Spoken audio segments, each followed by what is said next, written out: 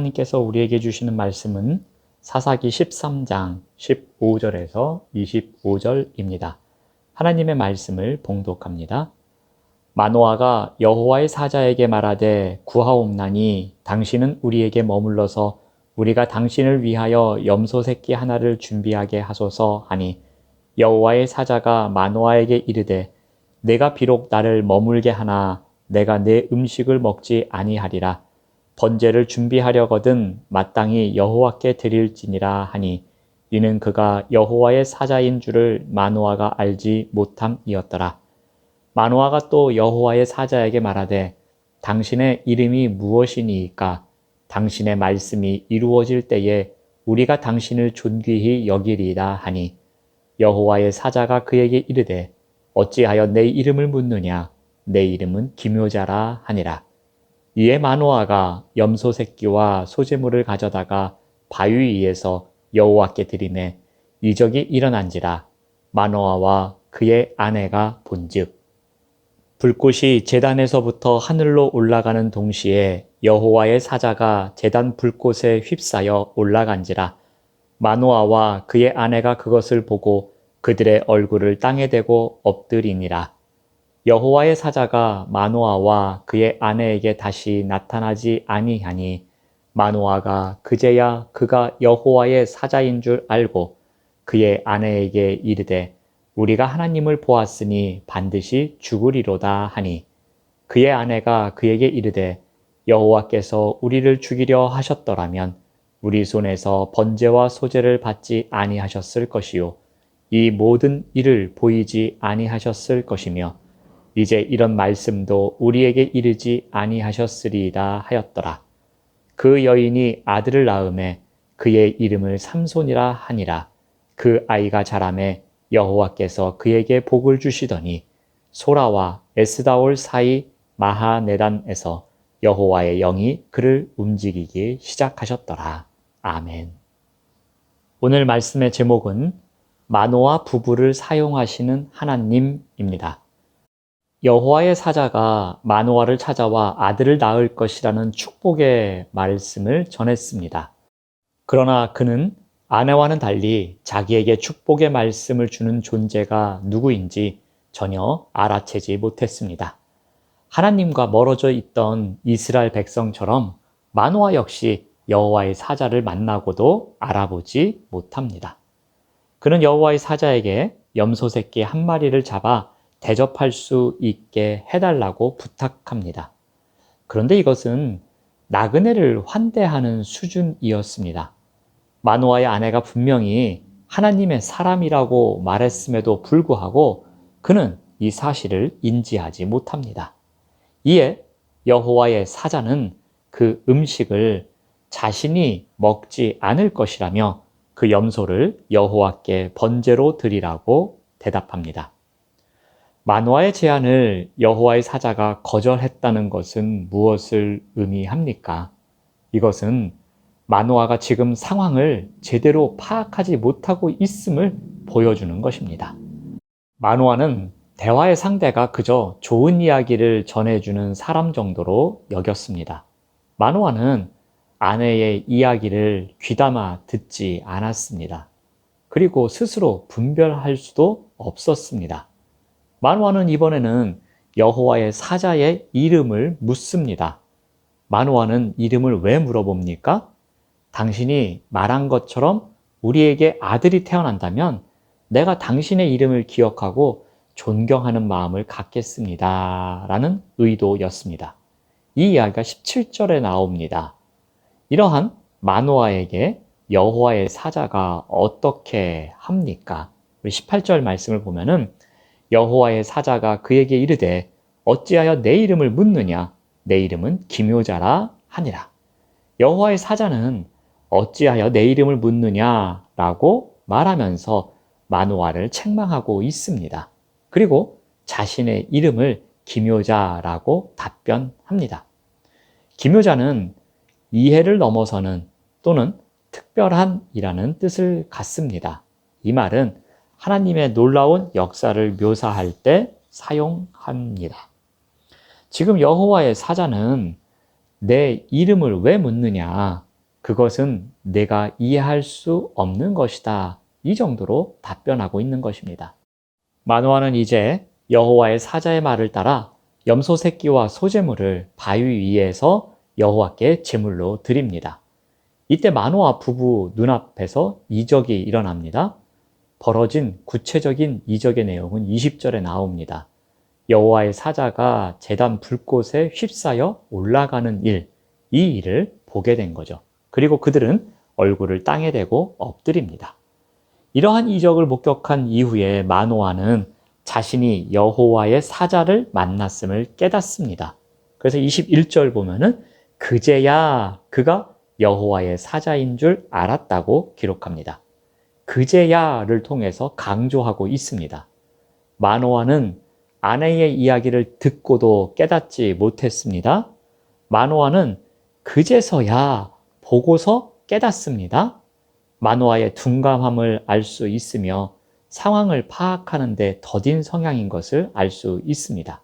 그만큼 벌어지고 있는 상황의 의미를 깨닫지 못할 만큼 어리석기도 한 것 같습니다. 또한 마노아는 착각도 잘 합니다.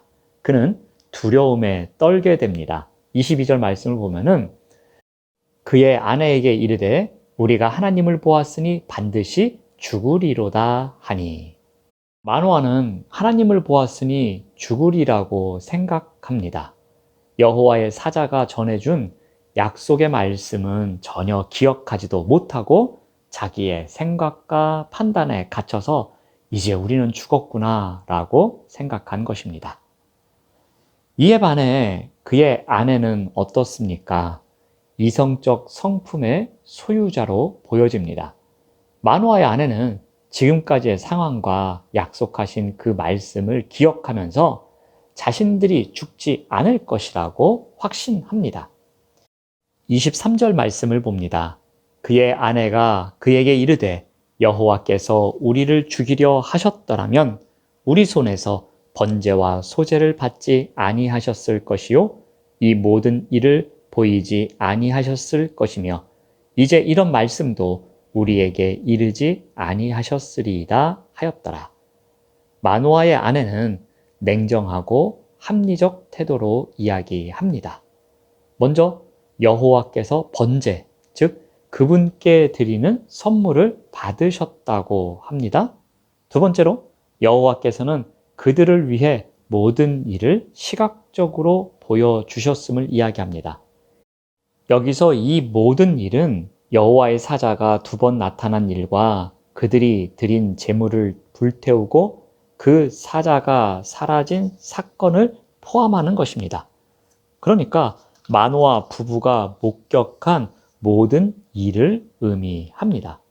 또한 이런 말씀도에서 여호와께서 말씀하신 아들에 관한 예언을 의미하고 있습니다. 즉 아들이 태어날 것이라는 약속, 마노아의 아내가 지켜야 할 지시사항, 태어날 아들이 감당해야 할 사명 등 이러한 모든 것을 알려주셨다는 것입니다.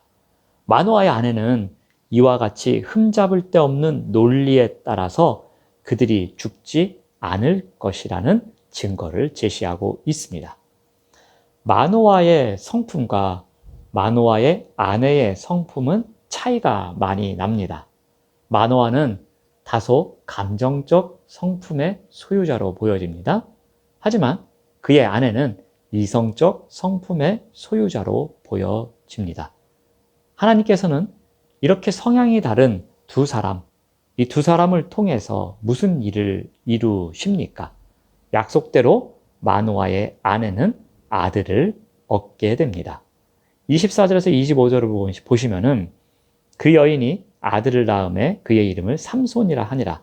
그 아이가 자라매 여호와께서 그에게 복을 주시더니 소라와 에스다올 사이 마하네단에서 여호와의 영이 그를 움직이기 시작하셨더라. 아이의 이름을 삼손이라 지었습니다. 삼손은 작은 태양이라는 뜻입니다. 이 이름에 대해서는 긍정적인 해석과 부정적인 해석이 다 존재합니다. 이것에 대해서는 논란이 많이 있습니다. 그런데 그 이름이 담고 있는 의미가 그렇게 중요하지는 않습니다. 여기 24절에서 25절 말씀의 중요한 것은 하나님께서 그에게 복을 주셨고 하나님의 영이 그를 움직이기 시작했다는 사실입니다. 전혀 성향이 다른 마노아 부부를 통해서 하나님의 구원의 역사가 계속해서 만들어져 가고 있음을 나타냅니다.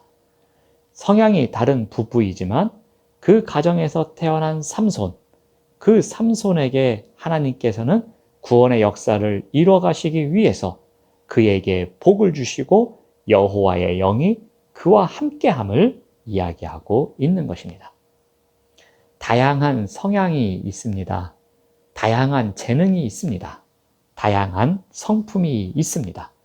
그래서 우리는 생각합니다. 내가 과연 하나님 나라를 위해서 사용될 만한 사람인가? 내가 과연 무엇을 할 수 있을까? 이런 생각을 해볼 때가 있습니다. 그러나 하나님의 관점은 우리가 바라보는 것과 다릅니다. 하나님은 우리가 생각하기에 아무리 부족한 것 같고 연약한 것 같아도 우리를 들어서 하나님의 구원의 역사에 사용하시기를 원하십니다. 그래서 그 과정에서 복을 주시고 영이 함께 하시는 놀라운 일을 행하시는 분이십니다. 하나님께서 마노아 부부를 통해서 하나님 나라의 구원의 역사를 이어가셨듯이 그것을 위해서 삼손에게 복을 주시고 영이 함께 하시는 놀라운 일을 행하셨듯이 이 땅에서 우리를 통해서 이와 같은 일을 하기를 원하십니다. 그래서 우리의 삶 가운데 하나님께서는 복을 주시고 하나님의 영을 통해서 우리를 이끌어 가시는 것입니다. 이러한 삶을 살아가시는 우리 모두가 되시기를 바랍니다. 기도하겠습니다. 하나님 감사합니다. 우리가 부족하고 연약하지만 하나님께서 복을 주시고 하나님의 영이 함께 하셔서 이 땅에서 우리가 그리스도인으로 살아갈 수 있도록 이끌어 주시니 감사합니다.